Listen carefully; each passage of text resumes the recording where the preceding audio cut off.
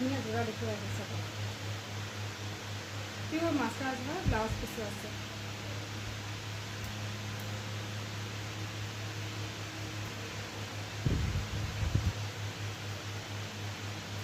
আৰু লগত সাইড পাৰিও আছে সাইড পাৰি এখন চাদৰখন খুব মৰম লগা দেখিছেনে পিন্ধিবলৈ খুব আৰাম হ'ব যিহেতু পিয়ৰ মাছৰাজ হয় তাৰপিছতে এইখন মেখেলাখন